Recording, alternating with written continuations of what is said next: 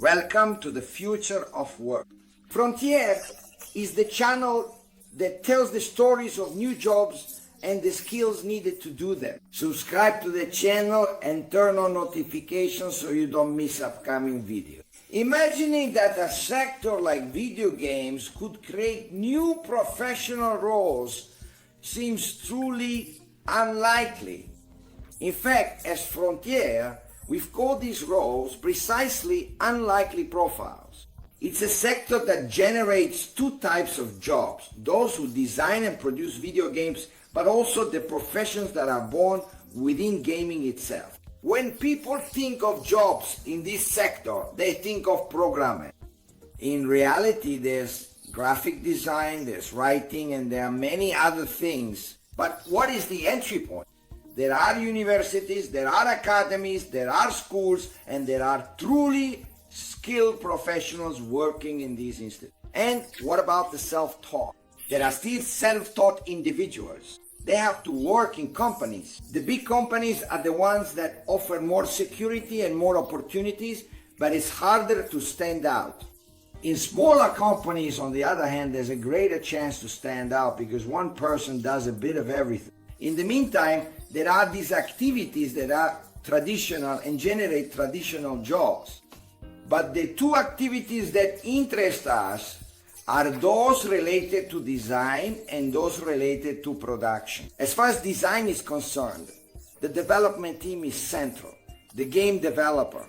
The central figure is the game designer, because this is the person who defines the rules, the mechanics, the technical and sound elements, and works alongside a range of professionals. Content creators who craft the stories, animators who bring the characters to life, sound technicians, and 2D and 3D artists who are the ones that create the sketches of the characters and environment. So it's a large group of professions and professionals who come together to produce a video game. And then there's the production activity. The central figure in production is the game producer, who needs to know everything about the game, but above all must know whether the game is sustainable from a cost perspective. It's also a job that everyone would like to do. Who wouldn't want to work by playing?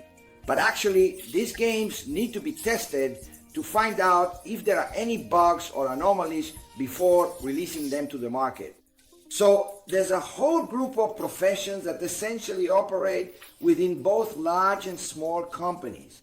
And then we have those who work and earn money within the gaming world. YouTube was created in 2005, and YouTubers were born, but it wasn't YouTube that created YouTubers, it was the YouTubers who used the platform and helped this sector grow. Here too, we have many different roles. For example, we have streamers. Streamers are people who are often live talking about various topics. They don't use YouTube. This is the difference with YouTubers, but they use another channel, which is Twitch. Then there are the casters. Casters are real commentators for esports, for digital sporting events, not to mention pro players, meaning the competitors in these tournaments.